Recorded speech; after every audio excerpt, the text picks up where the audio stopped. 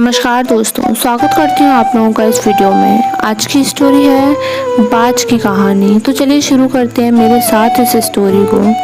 बाज की कहानी। पूरी दुनिया में पक्षियों की 10,000 से भी ज़्यादा प्रजातियाँ पाई जाती हैं। सभी के वही दो पंजे, दो पंख और एक गर्दन होती है, लेकिन इन्हीं में से एक ऐसा पक्षी है जिसकी एक अलग ही पहचान है, जो आसमान का सीना चीर के हजारों मीटर ऊपर की रफ्तार से उड़ता है, जो खुद में कई गुना अधिक वजन के शिकार को भी अपने पंजों में दबोच कर उड़ जाता है।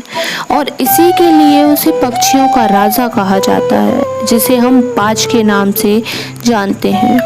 और एक बाज इतना ऊंचा मुकाम हासिल करता है अपनी ट्रेनिंग और अपनी पुनर्जन्म की वजह से। अगर आप भी इस दुनिया में एक मुकाम हासिल करना चाहते हैं, एक बाज को बाज बनने का पूरा सफ़र आपको जानना बहुत ज़रूरी है, क्योंकि 25 से 30 साल की उम्र तक आने के बाद भी लोगों को रिस्क लेने से डर लगता है, लेकिन एक बाज की जीवन की शुरुआत ही रिस्क से होती है। जिस उम्र में बाकी पक्षियों के बच्चे सिर्फ चींची करना सीखते हैं, उस उम्र में एक मादा बाज अपने बच्चे को पंजों से दबोचकर हजारों मीटर आसमान की ऊंचाइयों से उड़ जाती है, उसे ये बताने के लिए कि तेरा जन्म आसमान का सीना चीर के सबसे ऊपर उड़ने के लिए हुआ है। तेरा जन्म पक्षियों का बादशाह बनने के लिए हुआ है। जमीन से हजारों मीटर ऊपर ले जाकर मादा बाज अपने पंजों से उसे छोड़ देती है, और यहीं से शुरू होती है उसकी हाई रिस्क ट्रेनिंग को। चूजा जमीन की तरह तेजी से गिरने लगता है। थोड़ा नीचे आता है तो उसके पंख खुलने लगते हैं। नीचे आते आते उसके पंख फड़फड़ाने लगते हैं, लेकिन वो अभी तक उड़ना नहीं सीखता है। वो जमीन से कुछ ही ऊपर होता है। ऐसा लगता है कि कुछ ही सेकंड में उसका जीवन समाप्त हो जाएगा, लेकिन अचानक एक पंजा उसे अपने गिरफ्त में लेता है और वापस आसमान में उड़ जाता है। वो पंजा होता है उसकी माँ का, जो उसके पीछे उड़ रही थी। उसकी ये ट्रेनिंग तब तक चलती ही रहती है जब तक वो उड़ना नहीं सीख जाता। इतनी हाई रिस्क ट्रेनिंग होने के बाद इस दुनिया को एक बाज मिलता है। बारिश के वक्त जब सारे पक्षी आश्रय की तलाश करते हैं, तब यही बाज उसी बारिश में आसमान को चीरते हुए ऊपर निकल जाता है और बादल से कहता है, तू बरस ले, कितना बरसेगा। और फिर नीचे आकर चैलेंज करता है। एक बाज की उम्र लगभग 70 साल होती है।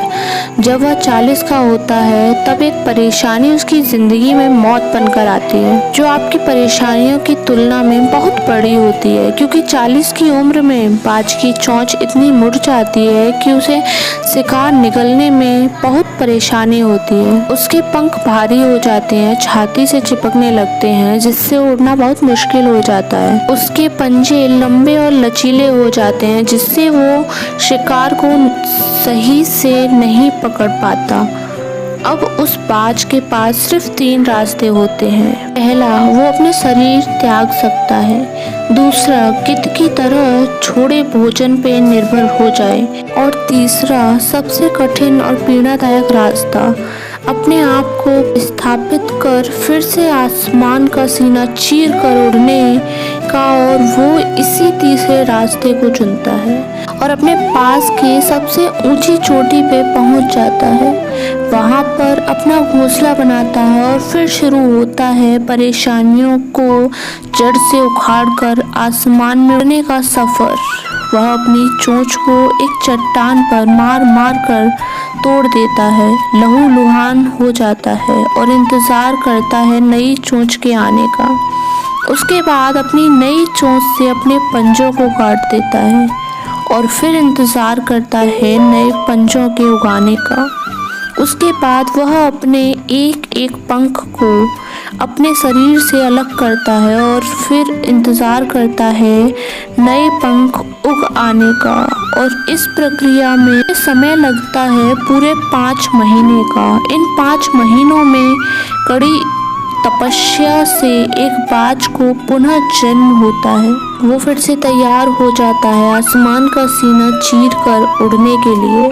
जो 3 रास्ते बाज के पास थे, वही 3 रास्ते आपके पास होते हैं।